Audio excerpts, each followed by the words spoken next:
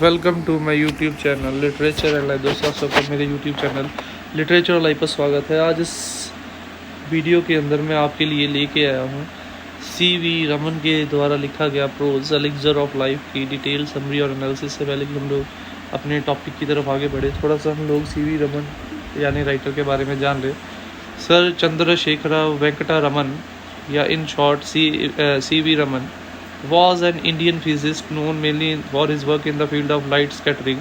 वो एक Indian physicist है जिनको उनकी लाइट स्कैटरिंग के लिए वर्क के लिए जाना जाता था। With his students K.S. Krishnan he discovered that when light traverses a transparent material some of the diffracted light changes wavelength and amplitude। उन्होंने अपने स्टूडेंट K.S. कृष्णन के साथ ये डिस्कवर किया था कि जब लाइट एक ट्रांसपेरेंट ऑब्जेक्ट से पास होती है तो कुछ हिस्सा लाइट का अपनी वेवलेंथ और एम्पलीट्यूड को चेंज कर लेता है। This phenomena was a new type of scattering light and was subsequently termed as the Raman effect. और इस फिनोमेना को इनके नाम के बाद ही नाम दिया गया रमन इफेक्ट या Raman scattering. Raman won the 1930 Nobel prize in physics.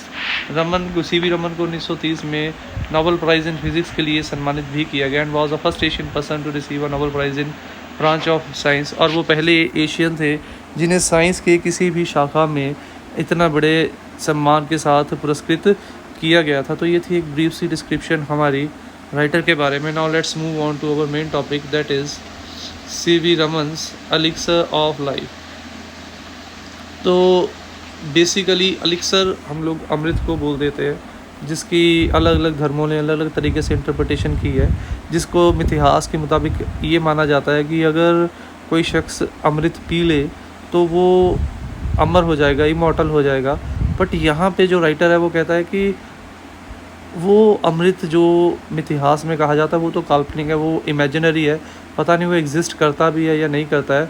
But उसने कहा है कि हमारी normal day to day life में भी एक एलिक्सर एग्जिस्ट करता है, अमृत एग्जिस्ट करता है, जिसका उसने नाम दिया है पानी, वाटर।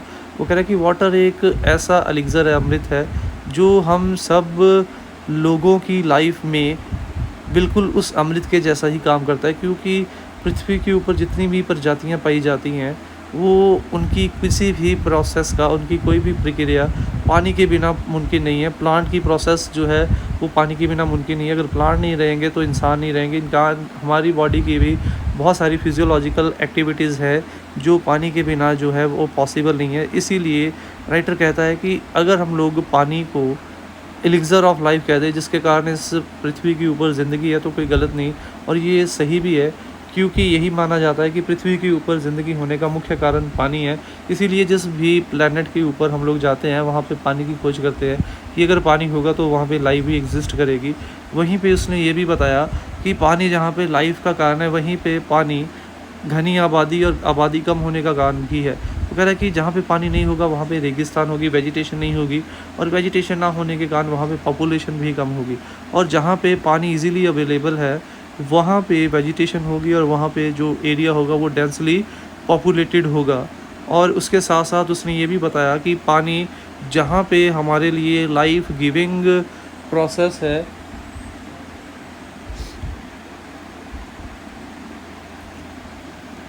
एक लाइफ गिविंग प्रोसेस है, वहीं पे पानी एक डिस्ट्रक्टिव रोल भी प्ले कर सकता है। अब हम लोग कहेंगे डिस्ट्रक्टिव रोल कैसे? क्योंकि जब फ्लड आते हैं, जब बाढ़ आती है, तब पानी जो है वो विनाशकारी भी हो सकता है।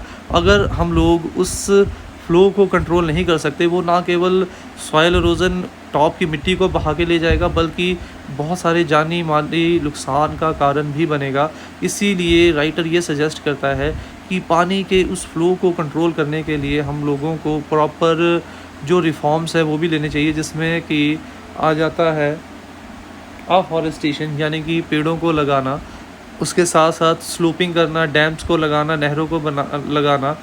और इस तरीके से हम लोग उस पानी के फ़्लो को कम कर सकते हैं और बाढ़ से होने वाले नुकसान को भी हम लोग कम कर सकते हैं। इसके साथ साथ एक और चीज़ जो हम लोगों को यहाँ पे हाईलाइट करनी है वो ये है कि वाटर एक ऐसी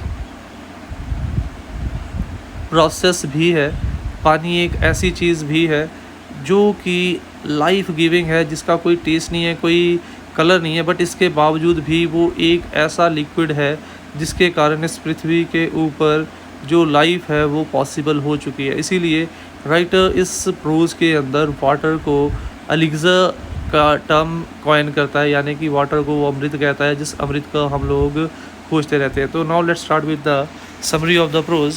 Man has through the ages sought in vain for an imaginary elixir of life, the divine Amrita, a draught of which was thought to confer immortality. वो राइटर कह रहा है कि इंसान सदियों से उस काल्पनिक अमृत के पीछे भागता रहा है, जो कि इतिहास के मुताबिक ये माना जाता है जिससे पीने से इंसान जो है वो इमॉर्टल अमर हो जाता है। वो कह रहा है कि इंसान सदियों से बिना फिजूल में उस चीज़ के पीछे भाग रहा है, क्योंकि ये एविडेंट है कि जो भी बर्थ लेगा वो भी डेड हो जाएगा। और जिस अमृत के पीछे भाग रहे हैं वो कह रहा है वो तो हमारे बहुत नज़दीक है, जैसे देखिए, but the true elixir of life lies near to our hand, for it is the commonest of all liquid plain water. वो कह रहा है कि पर असली जो अमृत है वो तो हमारे पास है, और वो हमारे हाथों के पास है, और वो है पानी, water. I remember one day standing on the line which separate Libyan desert from the valley of the Nile in Egypt. On the one side was visible sea of billowing sand without a speck of green or single living thing anywhere visible on it. On the other hand lay one of the greatest, greenest, most fertile and densely populated area found to be finding anywhere on the earth, teeming with life and vegetation. What made this wonderful difference? Why, it is the water of the river Nile flowing down to the Mediterranean from its source couple of thousand miles away. Geologists tells us that the entire of the Nile Valley is the creation of the river itself, brought in as a finest slit in the flood water from the highlands of Abyssinia and from the remote Central Africa, and laid down through the ages in trough through which the Nile flows into the sea. Egypt, in fact, was made by its river in ancient civilization. Its ancient civilization was created and sustained by the life-giving water which came down year after year with an unfalling regularity. तो यहाँ पे वो एक comparison कर रहा है, writer कह रहा है कि मैं याद कर रहा हूँ कि एक दिन मैं खड़ा था लीबियन डेजर्ट के ऊपर और नाइल के ऊपर, और दोनों ही साइड में मैं एक अलग और अद्भुत नज़ारा देख रहा था। एक साइड के ऊपर मुझे दूर दूर तक रेगिस्तान का भरा हुआ रेगिस्तान की नदी नज़र आ रही थी, और दूसरी साइड के ऊपर मुझे डेंसली पॉपुलेटेड एरिया, हरियाली, ये चीज़ें नज़र आ रही थी। वो कह रहे कि अब बात ये है कि लीबिया के अंदर क्यों ये डेजर्ट था, क्यों वहाँ पे ग्रीनरी नहीं थी, और नाइल में क्यों इतनी ग्रीनरी थी, किस चीज़ ने इतनी हैरानजनक डिफरेंस दोनों जगहों के बीच में खड़ा कर दिया। तो जियोलॉजिस्ट ये मानते हैं कि ये सारा कुछ जो है नाइल रिवर के फ्लो होने के कारण ही हुआ था, और नाइल रिवर के कारण ही जियोलॉजिस्ट ये मानते हैं कि जो बहते हुए पानी के साथ एब्सीनिया या सेंट्रल अफ्रीका से जो मिट्टी आती थी वो उस धरती को उपजाऊ करती चली गई, और यही कारण है कि इजिप्ट को ये माना जाता है कि इसी पानी के कारण इजिप्ट के अंदर जो लाइफ या ग्रीनरी जो है वो पॉसिबल हो सकी है। तो यानी कि जहाँ पे पानी होगा वहाँ पे लाइफ एग्जिस्ट करेगी, जहाँ पे पानी नहीं होगा वहाँ पे किसी भी फॉर्म ऑफ लाइफ का एग्जिस्ट करना जो है वो मुश्किल हो जाएगा। और इसीलिए ये माना जाता है कि अगर पृथ्वी के ऊपर लाइफ है तो उसका मुख्य कारण जो है वो पानी है, और अगर दूसरे किसी प्लैनेट में लाइफ नहीं है तो उसका भी मुख्य कारण पानी है, क्योंकि दूसरी जगहों पे पानी जो है वो हम लोगों को अभी तक उसके कोई ट्रेसेस नहीं मिले हैं। I gave this example and could give many other to emphasize this common substance which we take for granted in everyday life is the most important and most wonderful thing on the face of our earth. वो कहता है कि मैंने ये example दी और ऐसी और कई एग्जांपल दे सकता हूँ जो ये बात प्रूव कर दोगी कि जिस लिक्विड को हम लोग केयरलेसली यूज़ कर रहे हैं अपनी डे टू डे लाइफ में, वो लिक्विड कोई फिजूल सी चीज़ नहीं है। वो लिक्विड, वो वाटर जो है वो बहुत ही वंडरफुल, बहुत ही इम्पॉर्टेंट हिस्सा है हमारी पृथ्वी का, और इसी के कारण हमारी पृथ्वी पर एवरी फॉर्म ऑफ लाइफ जो है वो पॉसिबल हो चुकी है। It has a play or role of vast significance in shaping the course of earth history and continue play the leading role in the drama of life on the surface of our planet. और ये सदियों से इंसान के विकास और इंसान की भी ज़िंदगी का एक मुख्य कारण बना रहा है, और जब तक इस पृथ्वी के ऊपर ज़िंदगी रहेगी पानी एक मुख्य स्रोत रहेगा। और अगर हम लोग इस पृथ्वी को ऊपर लाइफ को प्रिजर्व करके रखना चाहते हैं तो हमें इस कीमती लिक्विड का जुडिशियस यानी कि अच्छे तरीके से, केयरफुल तरीके से यूज़ करना सीखना पड़ेगा। इसको केयरलेस तरीके से जो हम लोग यूज़ करते हैं उसे हम लोगों को कम करना पड़ेगा। There is nothing which adds so much to the beauty of the countryside as water, be it just a little stream tickling over the rocks or a little pond by the wayward side where the cattle quench their thirst on evening। वो कह रहा है कि ये केवल हमारी life की अलग अलग प्रोसेसेस ही कंप्लीट नहीं करती, बल्कि उसके साथ साथ वो कहता है कि ये एक ऐसी प्रोसेस है, ये एक ऐसा हमारे लिए प्रेशियस लिक्विड है जो कि हमारे जिस एरिया में ये पानी पाया जाएगा उस एरिया को लोकेशन वाइज भी ब्यूटीफुल कर देगा। The rain fed tanks that also common in south India also often so sadly neglected in their maintenance are cheering sight when they are full. वो कह रहा है कि जैसे साउथ इंडिया में पानी की बहुत किल्लत है तो वहाँ पे अक्सर रेन टैंक्स बना के रखे जाते हैं और वहाँ पे उन टैंक्स को बना तो लिया जाता है बट उनकी केयर नहीं की जाती, इग्नोर किया जाता है। पर जब वो भर जाते हैं तो वो देखने वाला दृश्य होता है, बहुत खूबसूरत दृश्य होता है। They are of course shallow but this is less evident since the water is silt hidden and throws the light back and the bottom does not therefore show up. The tanks play a vital role in south Indian. और वो कह रहा है कि ये tanks south Indian agriculture में एक वाइटर role play करते हैं। In Mysore for example much of the rice is grown under them. वो कह रहा है कि जैसे कि मैसूर में जितने भी चावल का उत्पादन होता है वो रेन वाटर के प्रिजर्व करने के साथ ही होता है, क्योंकि वहाँ पे अंडरग्राउंड वाटर का लेवल जो है वो बहुत नीचे है। तो इस तरीके से हम लोग देख सकते हैं कि वाटर हमारे लिए किस तरीके से लाभदायक है। इवन हमारा एग्रीकल्चर जो है वो फुल्ली डिपेंडेंट है वाटर के ऊपर, specially in upon the rain water. Some of these tanks are surprisingly large and it is a beautiful sight to see the sunrise all set over one of them। और कुछ tank तो बहुत बड़े होते हैं और उनके ऊपर सूरज को चढ़ने का दृश्य देखना बहुत ही खूबसूरत लगता है। वाटर इन अ लैंडस्केप में भी compare to the eyes in a human face. वो कह रहा है कि जिस तरीके से हमारे चेहरे के ऊपर हमारी आंखें हम लोगों की खूबसूरती बढ़ाती हैं, उसी तरीके से किसी भी लैंडस्केप के अंदर जो पानी, नदी, पॉन्ड या लेक का होना उस एरिया की खूबसूरती को बढ़ाता है। It affects the mood of the hour being bright and gay when the sun shines turning to dark and. ये मूड ऑफ द आवर भी दिखाता है, जैसे जब सूरज की रोशनी पड़ती है, दिन का टाइम होता है, ये ब्राइट और ग्रे होता है, और जब रात हो जाता है तो ये डार्क एंड ग्लूमी हो जाता है। यानी कि एक कलरलेस लिक्विड है। अकॉर्डिंग टू द वेदर इसका जो कलर है वो वेरी करता रहेगा, इसका टेस्ट जो है वो वेरी करता रहेगा। One of the most remarkable facts about water is its power to carry silt or finely divided soil in suspension।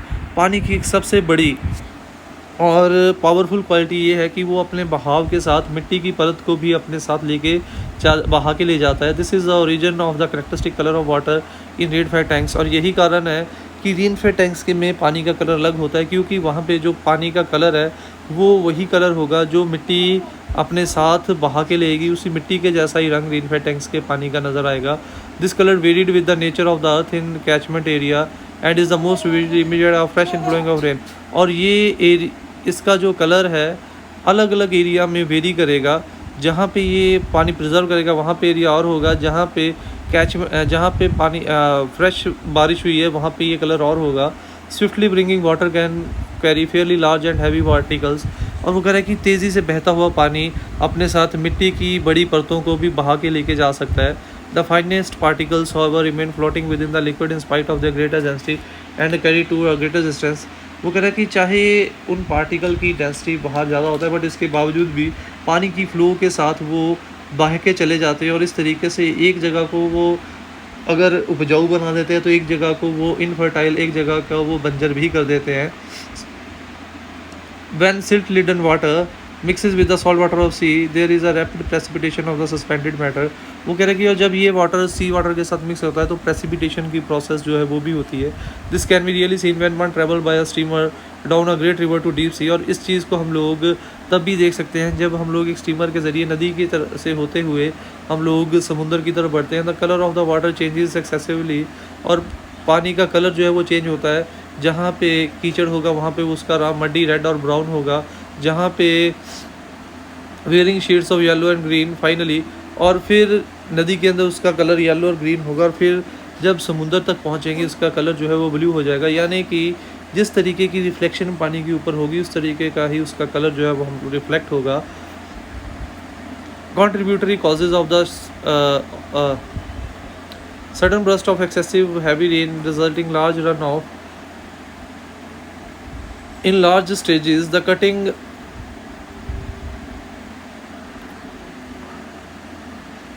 color of the water changes successively from muddy red or brown of silt through varying shades of yellow, green, and finally to the blue soil. The greater texture of land have been formed by this silt, as thus reported is evident on an examination of soil in alluvial areas. Such land consisting as it does or finely divided matter is usually very fertile. और इस तरीके से हम लोग देखते हैं कि ये फ्लो ऑफ वाटर कई बार उपजाऊ धरती को बनाने में भी हमारी हेल्प करता है। The flow of water has undoubtedly play a great part and beneficial to one in geographical processes by which the soil on the earth's surface has been formed from rock of its crust. तो no doubt हम लोग देखते हैं कि पानी के इस बहाव ने बहुत मदद की है इंसानी सभ्यता की प्रोग्रेस की। रॉक्स को क्रस्ट को उठा के उसे बिलियन एरियाज तक ले जाना, उपजाऊ मिट्टी में तब्दील करना, ये फ्लो ऑफ वाटर के कारण ही पॉसिबल है। The same agency however under an appropriate condition can play a destructive part and wash away the soil, which is foundation of all agriculture, and if allowed to proceed unchecked can most disaster effect on the life of the country. पर वो कह रहा है कि जहाँ पे इसके फ़ायदे हैं वहीं पे इसके बहुत बड़े नुकसान भी हैं। अगर हम लोग इस फ्लो ऑफ वाटर को कंट्रोल नहीं कर सके, ये तीव्र गति अपना लेता है, तो जहाँ पे ना केवल ये एग्रीकल्चरल लैंड को नुकसान पहुँचाएगा बल्कि ये आम जिंदगी को जानी और माली नुकसान भी करेगा। The problem of solution is one of the most important and serious in various country and specially many parts of India. और ये प्रॉब्लम जिसे हम लोग सॉइल इरोजन का नाम देते हैं, जहाँ पे पानी की बहाव के साथ ऊपरी परत मिट्टी की बह के चली जाती है, ये इंडिया के बहुत सारे एरियाज़ में कॉमन पाई जाती है। The condition which it occurs and the measure by which it can be checked और डिजर्विंग अ क्लोजर स्टडी। इसीलिए राइटर कहता है कि किन कारणों के कारण ये सॉइल इरोजन होती है और कैसे इस सॉइल इरोजन को रोका जा सकता है, इसके ऊपर डीप एनालिसिस करने की ज़रूरत है। Soil erosion occurs in successive step but the least of which we may easily pass a notice in the latter stages. The cutting up and washing of the earth is only painful apparent in the formation of deep gullies and ravines which make all agriculture impossible. वो कह रहे हैं इसका सबसे बड़ा कारण ये है कि हम लोग पेड़ों को काटते चले जा रहे हैं और जिसके कारण पानी को कंट्रोल करने वाली कोई चीज़ नहीं रही, और इसीलिए अक्सर ये फ्लो ऑफ कंट्रोल जो है वो सॉयल एरोजन का कारण भी बन जाता है। Sudden burst of excessively heavy rain resulting large run off supply water are the principal. और इसी तरीके से जब अचानक से ज़रूरत से ज़्यादा बारिश होती है वो भी सॉयल इरोजन का एक कारण बन सकता है। Contributory causes are the slope of the land, removal of the natural protective coat of vegetation, the existence of ruts along which the water can flow with the rapidly gathering momentum and the absence of any checks to such flow. वो कह रहे हैं कि इसके मुख्य कारण ये है कि प्रॉपर स्लोपिंग नहीं कर देना, पेड़ों पौधों को काट देना, रट्स को नहीं बनाना, जिससे कि पानी जब बहता है तेज़ी से तो उसके ऊपर कोई कंट्रोल नहीं रहता, इसीलिए वो अपने साथ बहुत सारी चीज़ों को बहा के ले जाता है। Incredibly large quantity of precious soil can be washed away if such condition exist. और वो कह रहा है कि इसमें कोई दो राय नहीं है, अगर इन हालातों को कंट्रोल में नहीं किया गया तो ये अपने साथ बहुत सी उपजाऊ मिट्टी को भी अपने साथ लेके चले जाएगी। The menace of soil erosion presents the continuous of successful agriculture is an alarming one in many parts of India, calling urgently for attention and preventive action। और इसीलिए इस प्रॉब्लम ने एक गंभीर रूप इख्तियार कर लिया है भारत के बहुत सारे एग्रीकल्चरल एरियाज़ के अंदर, जहाँ के ऊपर हम लोगों को किस तरीके से सॉइल के इरोजन को रोकना है उसके ऊपर जोर देना शुरू करना पड़ेगा। टेरेसिंग ऑफ लैंड किस तरीके से रोका जा सकता है, स्लोपिंग कर दें, टेरेसिंग कर दें। द कंस्ट्रक्शन ऑफ बर्न्स, ठीक है, डैम्स बनाएं, नहरें बनाएं, flow water. The practices of counter cultivation, एक फसल दोबारा लगाने की बजाय क्रॉस कल्टीवेशन करें जिससे कि वाटर लेवल का बैलेंस जो है, अंडरग्राउंड वाटर का लेवल जो है वो मेंटेन रखा जा सके।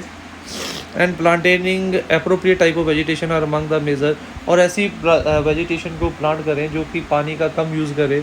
ये सारे के सारे फैक्टर्स हैं जो कि सॉइल इरोजन और वाटर को प्रिजर्व करने में हमारी हेल्प कर सकते हैं। It is obvious that the aim should be to check the flow of water at earlier as possible before it has acquired any appreciable momentum and consequently large destructive power. तो इन सब चीज़ों का M ये है कि जितनी जल्दी हो सके पानी की स्पीड को कंट्रोल कर ले, क्योंकि एक बार पानी ने खतरनाक रूप इख्तियार कर लिया, खतरनाक स्पीड इख्तियार कर ली, तो वो विनाश करके ही दम लेगा। तो उसकी विनाशकारी शक्ति के आगे हम लोग ज़रा भी ठहर नहीं सकते। Water is the basis of all life. Every animal and every person plant contain a substantial portion of free and combined water in its body, and no kind of physiological activity is possible in which the fluid does not play an essential part। तो ये कहना भी गलत नहीं होगा कि पानी जो है इस पृथ्वी के ऊपर ज़िंदगी का आधार है, और कोई भी एनिमल है, कोई भी प्लांट है, उनके अंदर जो पानी ने एक सब्सटेंशियल पोर्शन, जैसे हमें पता है हमारे बॉडी के अंदर भी 70% वाटर है। तो उसके साथ साथ ये भी हम लोगों को पता होना चाहिए कि प्लांट्स, वेजिटेशन और हमारे अंदर बहुत सारी ऐसी प्रक्रियाएं हैं जो पानी के बिना मुमकिन नहीं है। Water is of course necessary for animal life, while moisture in the soil is equally imperative for the life and growth of plant and tree, though the quantity varies in all species। वो कह रहा है कि जिस तरीके से animals के लिए पानी ज़रूरी है, उसी तरीके से प्लांट्स के लिए भी पानी ज़रूरी है। फ़र्क सिर्फ इतना है कि हर स्पीशीज़, हर प्रजाति अपनी अपनी ज़रूरत के मुताबिक पानी का इस्तेमाल करती है। The conservation and utilisation of water is a fundamental for human welfare. इसीलिए अगर हम लोग अपनी सभ्यता को बचा के और विकसित कर देखना चाहते हैं तो हमें पानी का सही ढंग से इस्तेमाल करना आना चाहिए। Apart from artisan water, the ultimate source in all cases rain और स्नोफॉल वाटर। हमें ये कभी नहीं भूलना चाहिए कि हमारे जैसे देश में रेन फॉल जो है वो वाटर की सबसे प्योरेस्ट फॉर्म भी है, और हमारे पास पानी का और एग्रीकल्चर का, इरिगेशन का एक मुख्य माध्यम भी है। Much of Indian agriculture depend on seasonal rainfall is therefore sensitive to any failure इरेक्टिव ऑफ सेम। भारत में ज़्यादातर जो कृषि है वो मौसमी बरसात के ऊपर निर्भर करती है, और अगर दोनों ही चीज़ों में अगर कहीं पे उस बरसात में कमी आती है तो उसका एडवर्स इफेक्ट जो है वो हमारी खेती बाड़ी, एग्रीकल्चर, कृषि के ऊपर भी पड़ता है। The problem of soil erosion and of inadequate or irregular rainfall are closely connected with each other. इसी तरीके से सॉइल इरोजन और बारिश का कम होना, ये दोनों एक दूसरे के साथ कनेक्टेड है। It is clear that adoption of technique preventive soil erosion would also have to conserve and keep the water where it is wanted. वो कह रहा है कि इसीलिए इस चीज़ को हम लोगों को समझना पड़ेगा। अगर हम लोग सॉइल इरोजन को रोकने के लिए कुछ मेज़र लेते हैं तो वो हमें पानी प्रिजर्व करने में भी हेल्प करेगा।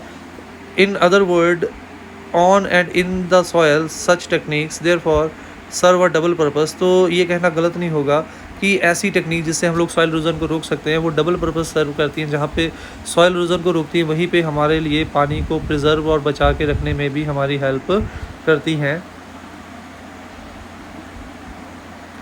It is evident, however, that in a country having only seasonal rainfall and immense quantity of rainwater must necessarily turn off the ground। और ये एविडेंट है, ये साफ़ हो गया है कि हमारे जैसे देश में जहाँ पे सारा कुछ रेन वाटर के ऊपर डिपेंड करता है, हम लोगों को पानी को सेव करके रखना पड़ेगा, अंडरग्राउंड वाटर का लेवल मेंटेन करके रखना पड़ेगा। तो collection of and utilisation of water is therefore vital importance. इसीलिए पानी को इकट्ठा रखना और उसको सही ढंग से इस्तेमाल करना ये हमारे लिए बहुत इंपॉर्टेंट है। Much of it flows down into the stream and river and will find its way to the sea. बहुत सा पानी जो है, रेन वाटर जो है, वो बह के नदियों नालों के ज़रिए समुद्र में मिला जाता है। The harnessing of our rivers, the water of which now mostly run to waste is a great national problem which must be considered and dealt national lines। वो कह रहा है कि नदियों के पानी को संभाल के रखना जो ज़्यादातर वेस्ट किया जा रहा है वो हमारे देश के लिए एक मेजर प्रॉब्लम हो चुकी है, क्योंकि हमारा ज़्यादातर पानी जो है वो वेस्ट चला जाता है, या फिर ज़्यादातर पानी जो है वो सी में चला जाता है, और सी वाटर सलाइन होता है, वो हमारे लिए किसी काम का नहीं होता। Vast areas of land which at present all scrub jungle would be turn into fertile and prosper country bye courageous and well planned action. वो कह रहा है कि हम लोग बड़े बड़े एरियाज़ को प्लानिंग और सही तरीके से और पानी के इस्तेमाल से हम लोग वहाँ पे भी वेजिटेशन को ग्रो कर सकते हैं। Closely connected with the conservation of water supply is the problem of forestation. Conservation of water, पानी को बचाने की टेक्निक के साथ एक और टेक्निक जो बहुत नज़दीकी से जुड़ी हुई है वो है अफॉरेस्टेशन, पेड़ पौधों का दोबारा लगाना। हम लोग अक्सर नए शहर बसाने के लिए जंगलों को काट देते हैं, बट हम लोग ये भूल जाते हैं उन पेड़ों को काटने से इकोलॉजिकल इम्बैलेंस आ जाता है, हमारे एनवायरनमेंट में इम्बैलेंस आ जाता है। उस बैलेंस को मेंटेन रखने के लिए हमें प्रॉपर प्लांटेशन भी करनी चाहिए।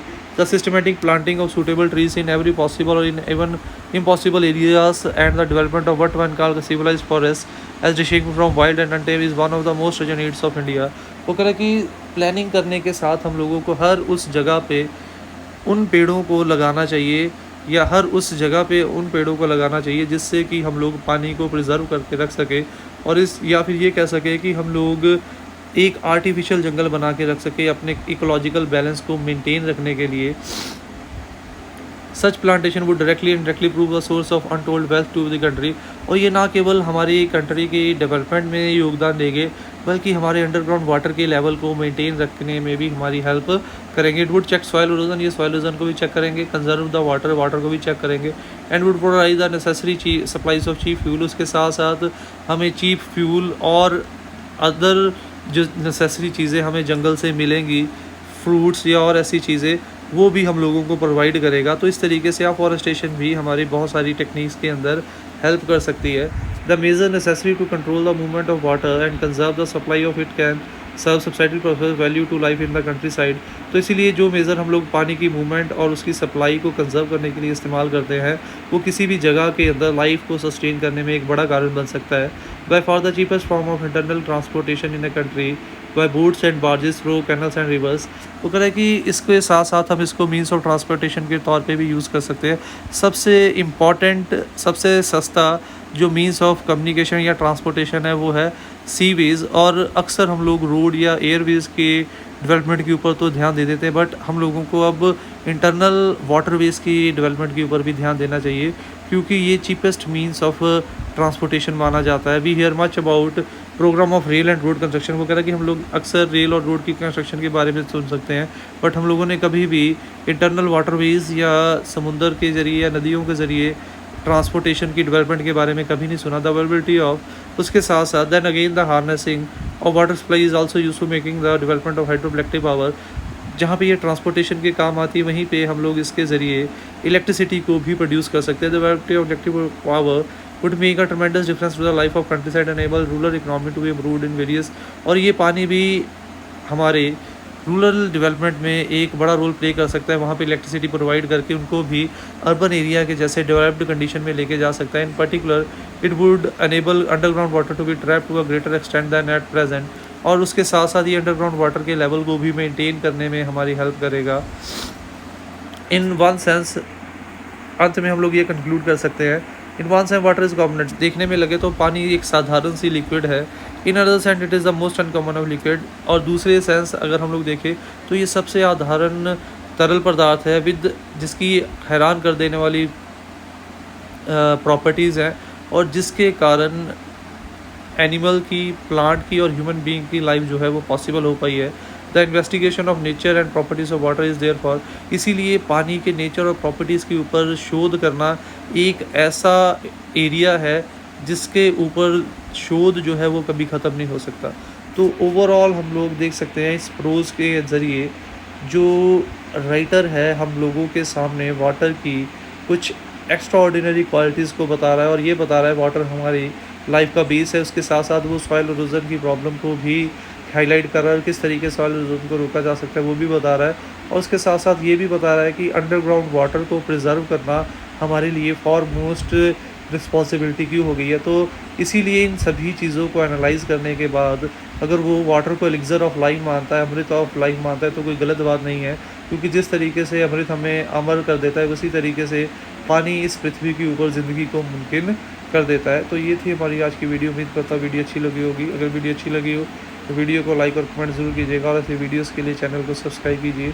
नई वीडियोस की अपडेट के लिए बेल आइकन पर क्लिक कीजिए। Thanks for watching the video. Don't forget to subscribe my channel. Click on the bell icon to get the latest updates.